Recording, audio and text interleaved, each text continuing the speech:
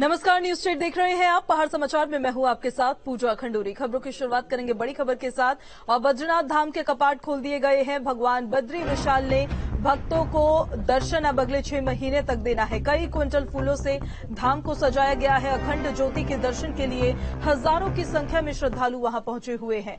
बद्रीनाथ यात्रा को लेकर उत्साह का माहौल नजर आ रहा है। करीब 20,000 तीर्थयात्रियों के पहुंचने की वहां पर उम्मीद थी। अभी 7 से 8,000 तीर्थयात्री वहां पहुंचे हैं। बर्फबारी के बीच पूरे विधि विधान से बद्रीनाथ धाम के कपाट खोल दिए गए हैं और कपाट खोलने से पहले हेलीकॉप्टर से पुष्प वर्षा की गई। धाम को कई क्विंटल फूलों से सजाया गया है। अखंड ज्योति के दर्शन करने के लिए सैकड़ों श्रद्धालु धाम पहुंच गए हैं। यात्रा पड़ावों पर चहल पहल भी शुरू हो गई है। आज कपाट खुलने के दौरान धाम में करीब 20,000 तीर्थयात्रियों के पहुंचने की उम्मीद थी। कपाट के उद्घाटन के लिए टिहरी राजा के प्रतिनिधि के रूप में माधव प्रसाद नौटियल भी धाम में पहुंच गए हैं। एक्सक्लूसिव तस्वीरें न्यूज स्टेट पर। सबसे पहले आप देख रहे हैं बद्रीनाथ धाम में जो कपाट खुले तो उस दौरान किस तरह का उत्साह, किस तरह की उमंग श्रद्धालुओं में, भगवान बद्री विशाल के भक्तों में थी, वो नजर आई।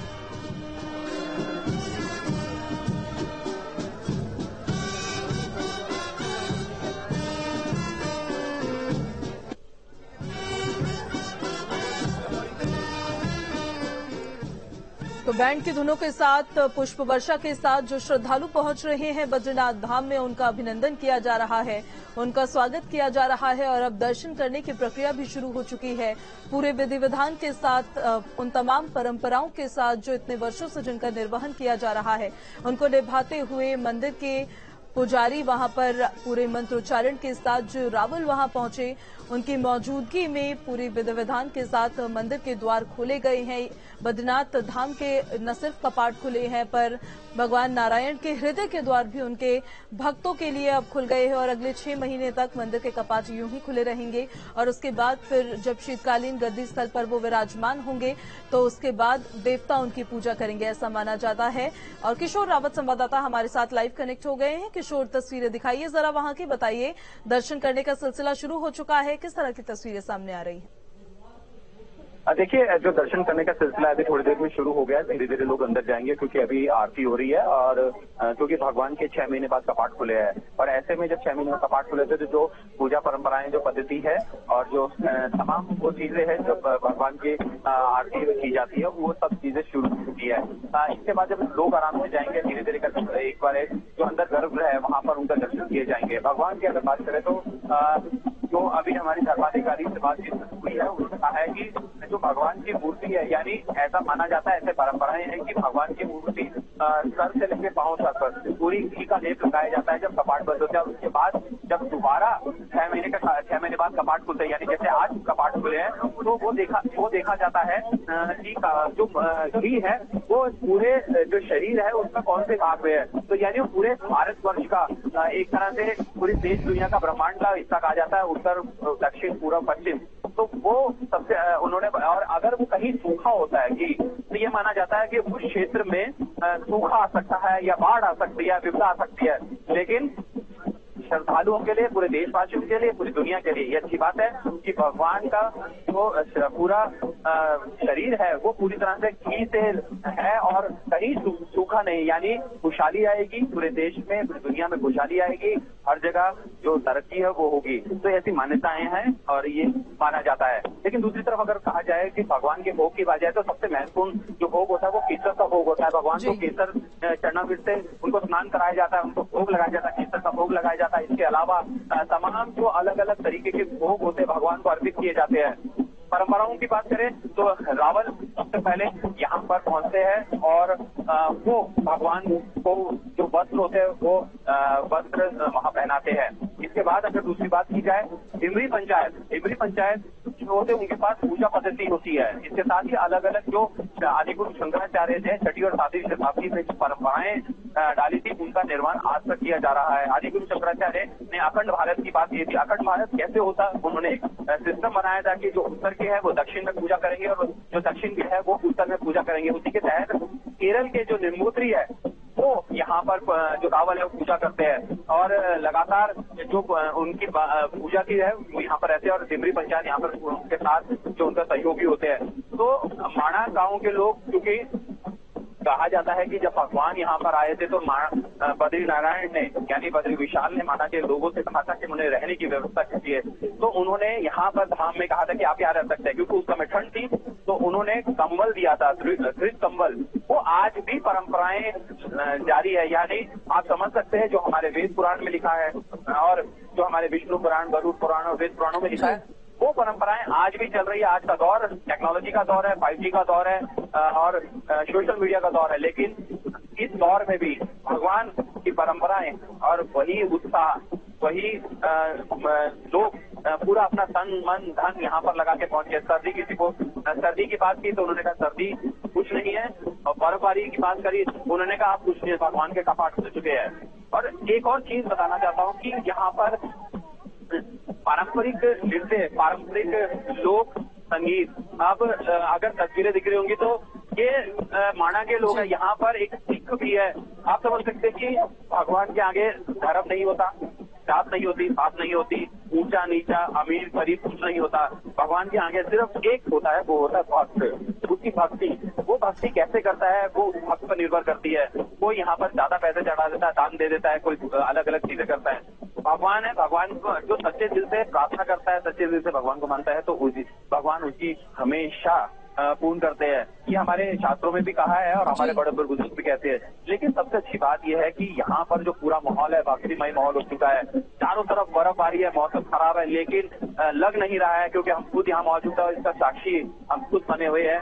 तो महसूस हो रहा है कि जिस तरीके से भक्ति का माहौल है और जिस तरीके से लोग भगवान नारायण के जय घोष के नारे लगा रहे हैं, जो पारंपरिक गीत है उनके वो गा रहे हैं, तो ये चीजें बताती है कि आज भी धर्म है, आज भी परंपराएं जिंदा है, आज भी उनका निर्माण उसी प्रकार से किया जा रहा है जिस तरीके से कालांतर में किया जाता था, जिस तरीके से उस समय किया जाता था जब हवाई जहाज, गाड़ी थोड़ा नहीं हुआ करता था। लोग पैदल यात्रा करते थे, बद्रीनाथ धाम की यात्रा करते थे। और बद्रीनाथ धाम की अगर बात करें तो वो भारत के चारों धामों में सबसे बड़ा धाम है। दूसरी उत्तराखंड के में सबसे बड़ा धाम है बद्री विशाल, जो खुद यहाँ पर भगवान साक्षात बैठे हुए हैं। भगवान यहाँ से सीधा दर्शन देते हैं और तमाम जो श्रद्धालु है अलग अलग जगहों से आते हैं। यहाँ पे हमारी जो बात हो रही थी, न्यू जर्सी से लोग यहाँ पहुंचे। आप समझ सकते हैं न्यू जर्सी, जहाँ पर टेक्नोलॉजी जो हमसे कई 100 साल आगे, लेकिन आज भी यहाँ पे दर्शन करने पहुंचे हैं। तो भगवान की अगर बात की जाए, भगवान सबको दर्शन देंगे और सरकार ने भी कहा है कि जो भी श्रद्धालु आएगा किशोर, सरकार की तरफ से, प्रशासन की तरफ से व्यवस्थाएं किस तरह की है? क्योंकि दावे तो किए गए थे कि इस बार व्यवस्थाएं जो हैं वो पुख्ता होंगी, मॉनिटरिंग भी लगातार की जा रही थी और मॉक ड्रिल भी किया गया था। आपने किस तरह की व्यवस्थाएं देखी वहां? देखिए, व्यवस्था की बात करें, जिस हाई एल्टीट्यूड पे मैं मौजूद हूँ और ये धाम है जो साक्षात धाम आज से कई हजारों साल पहले मौजूद है, तो व्यवस्थाएं अक्सर गड़बड़ाती भी है और ठीक भी करनी होती है।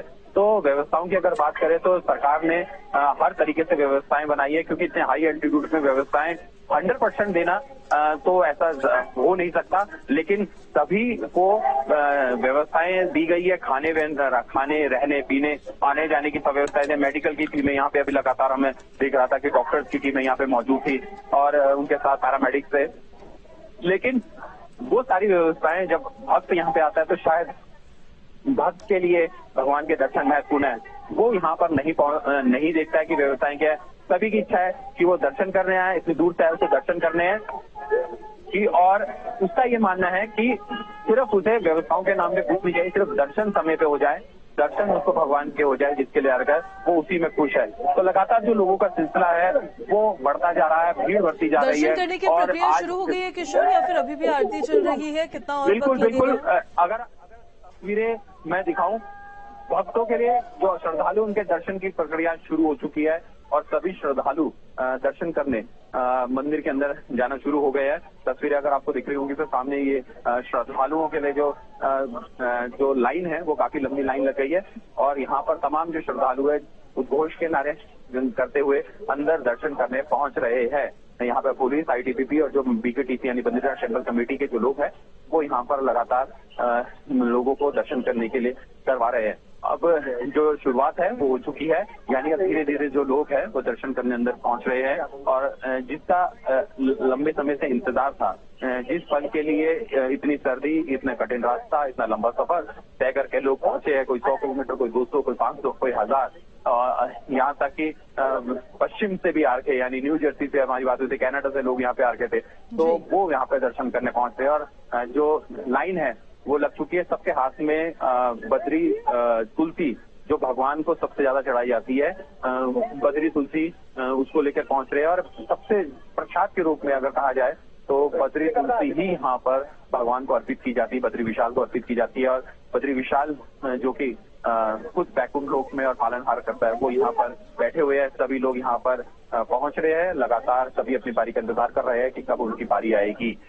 लेकिन इस बीच अगर दूसरी बात की जाए तो सर्दी जरूर, क्योंकि यहाँ पे टेम्परेचर थोड़ा डाउन होता जा रहा है, और लेकिन फिर भी जो नारे हैं भगवान के उद्घोष के नारे हैं, बद्री नारायण के नारे हैं, उसके बीच ये जो नारे हैं वो शायद उस सर्दी का एहसास नहीं करा रहे हैं। लेकिन लोगों का जो जोश है वो बहुत हाई है। लोग इस बात का इंतजार कर रहे हैं कि कब उनकी बारी आएगी। हर किसी के मन में यही है कि कब वो दर्शन करेंगे, कब भगवान को साक्षात वहां पे प्रणाम करेंगे। और यहाँ पे मौजूद छोटे बच्चे भी यहाँ पे पहुंच चुके हैं, बुजुर्ग भी है, महिलाएं भी है, पुरुष भी है, तमाम वो जो लोग हैं, साधु संत अलग यहाँ पर पहुंचे हैं। तो लगातार भीड़ बढ़ती जा रही है। और तस्वीरें अगर यहाँ पर देखने को भी थोड़ा, क्योंकि जिस हाई एल्टीट्यूड पे और ज्यादा लोग आने के कारण जो सिग्नल प्रॉब्लम है वो थोड़ी होती है, लेकिन फिर भी अगर तस्वीरें दिख रही है तो सामने भीड़ बढ़ती जा रही है, लोग बढ़ते जा रहे हैं। और सबसे बड़ी बात यह है कि यहाँ पर तमाम जो लोग हैं वो पहुंच रहे हैं। और सबसे बड़ा है कि स्वास्थ्य को लेकर, क्योंकि हाई एल्टीट्यूड पे होते हैं तो होम ऑक्सीजन लोगों को दिक्कत होती है, सिकनेस फील हो जाती है, लेकिन उसके लिए यहाँ पर डॉक्टरों की टीमें हैं, उनको स्वास्थ्य दवाइयां तो दी जा रही है, लेकिन उनको बताया भी जा रहा है कि आपको ये अगर सांस फूलती है तो ये चीजें आपको करनी है, अगर आपको कोई दिक्कत होती है तो आपको इस तरीके से करना है। यानी जो लोगों को स्वास्थ्य भी बताया जा रहा है, लेकिन लगातार लोग आगे बढ़ रहे हैं। दूसरी तरफ कई जगहों पर जो यहाँ के लोक संगीत है, जो भगवान के जो लोक गाथाओं में जो गाया जाता है, भगवान की स्तुति की जाती है, लोग उस तरीके से गा रहे हैं। तस्वीरें अगर थोड़ी सी अगर मैं क्योंकि जिस तरीके से मैंने पहले भी बताया कि सिग्नल थोड़ा सा है, ये सामने ये यहाँ के पौराणिक और सांस्कृतिक यहाँ पर वाद्य यंत्र और गाने गाए जा रहे हैं।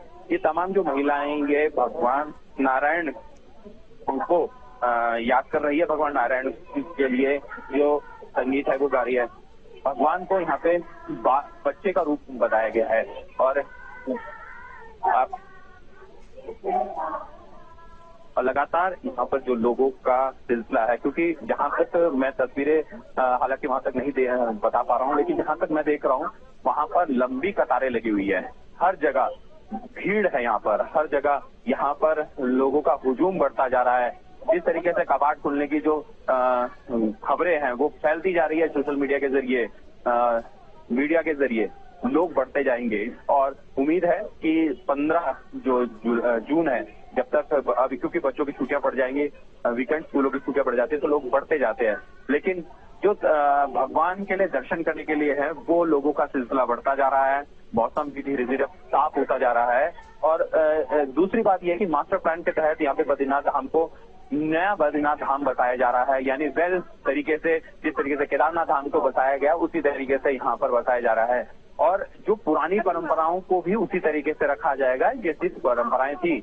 नया स्ट्रक्चर जरूर बनाया जा रहा है मंदिर के आसपास, लेकिन पुरानी चीजों को भी उसी तरीके से रखा जाएगा जिस तरीके से जो चली आ रही है परंपराएं। नए स्ट्रक्चर को लेकर किशोर जो निर्माण कार्य वहां पर चल रहा है वो किस तरह से चल रहा है, कैसी तस्वीर वहां नजर आ रही है? और इसके साथ साथ ये भी कि अब क्योंकि श्रद्धालुओं के वहां पर पहुंचने का सिलसिला लगातार जारी है और दर्शन करने की प्रक्रिया भी शुरू हो चुकी है, उनको प्रसाद वितरण को लेकर किस तरह की व्यवस्थाएं हैं? देखिए, यहाँ पर जो बद्री प्रसाद के नाम से जो चौलाई के लड्डू और उसके साथ बद्री तुलसी दी जाती है, उसको लेकर भी यहाँ स्थानीय लोगों को काम दिया गया है। ये स्थानीय लोग भी उसको बनाए जा रहे हैं। जो बद्री लड्डू जिसे कहा जाता है, चौलाई का लड्डू जिसे लोग ले जाते हैं, आपको विश्वास नहीं होगा, क्योंकि इन लड्डुओं को विदेशों तक डिमांड है। जो लोग नहीं दर्शन करने पहुंचते हैं वो इन प्रसाद के रूप में इनकी डिमांड करते हैं। ऑनलाइन डिमांड बहुत ज्यादा है। और मैनेजमेंट की बात की जाए तो मैनेजमेंट जो बीकेटीसी देखता है, दूसरी बात, अगर नए डेवलपमेंट की बात की जाए, बद्री विशाल की डेवलपमेंट की बात की जाए, तो यहाँ पर जो आसपास का इलाका है उसको, जो पुराने घर हो चुके, जो नदी का रिवर बैंक का इलाका है उसे चौड़ा किया जा रहा है। वहाँ पे घाट बनाए जा रहे हैं, स्नान के लिए घाट बनाए जा रहे हैं। दूसरी बात यह है कि जो यहाँ के लोग हैं उनकी जो परंपराएं हैं, जो उनके लिए दुकानें देनी है, जो उनके घर बनाने हैं, उसका भी डेवलपमेंट तेजी से काम चल रहा है। और अभी बर्फबारी की बात करें तो एक बार फिर से बर्फबारी दोबारा शुरू हो चुकी है और उस बर्फबारी में बद्रीनारायण के जयघोष के नारे, बद्री विशाल के जो लोक परंपराओं के जो गाने हैं, जो संगीत है, जो यहाँ पर लोग अक्सर अपनी पूजा पद्धति में गाते हैं, वो यहाँ पे उद्घोष के नारे लगाए जा रहे हैं। जय बद्री विशाल, जय नारायण के नारे लगाए जा रहे हैं, उद्घोष के नारे लगाए जा रहे हैं। और सबसे बड़ी बात है कि बर्फबारी एक बार फिर से शुरू हो गई है और चारों तरफ इस पूरे बद्रिकाश्रम यानी बद्रीनाथ धाम में सिर्फ एक ही चीज सुनाई जा रही है, जय बद्री विशाल, जय बद्री विशाल। बिल्कुल, उनके जयकारों के साथ पूरा धाम जो है वो वहां पर दिव्यता, उसकी अलौकिकता इन तस्वीरों में नजर आ रही है। किशोर, आपके पास हम वापस पहुंचेंगे। शंकराचार्य की बाइट आई है, आपको सुनाते हैं क्या कहा है उन्होंने।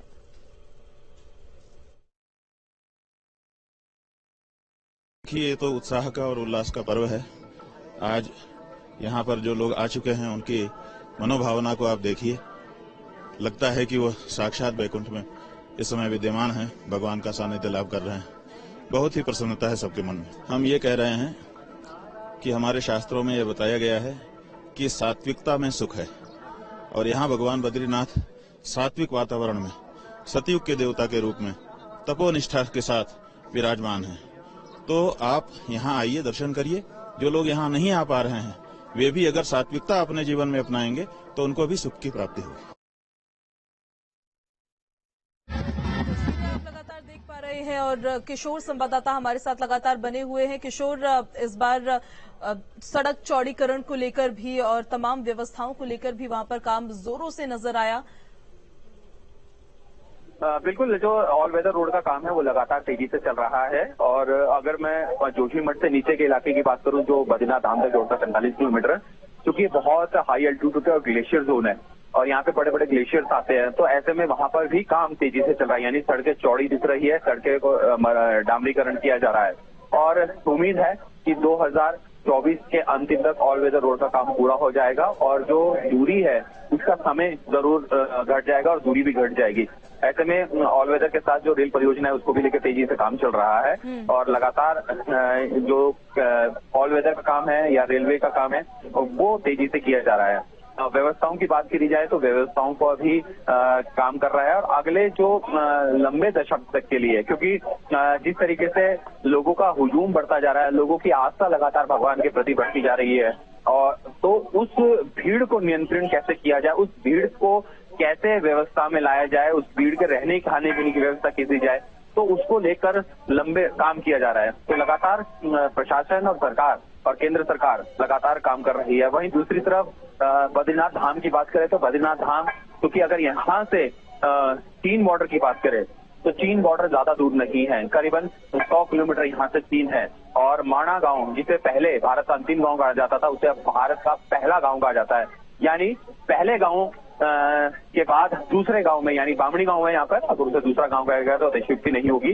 तो यानी पहले गांव तक जो इंफ्रास्ट्रक्चर है वो बढ़ाया जा रहा है, क्योंकि हमारे सेना के जवान, आईटीबीपी के जवान, एसएसपी के जवान, हमारे गढ़वाल स्काउट के जवान, ये सब 24 घंटे 24x7 365 दिन उस ग्लेशियर्स में रहते हैं, देश की सीमा की सुरक्षा करते हैं। और बद्री विशाल धाम क्योंकि भीम के वहां पर है, तो वो वहां पर वो भी यहाँ पर पहुंचे हैं। तो आप समझ सकते हैं कि एक तरफ आस्था भी है और दूसरी तरफ सुरक्षा भी है। बिल्कुल, बहुत शुक्रिया किशोर आपका तमाम जानकारी के लिए और ये तस्वीरें दर्शकों तक पहुंचाने के लिए। बद्रीनाथ धाम के कपाट खुल चुके हैं।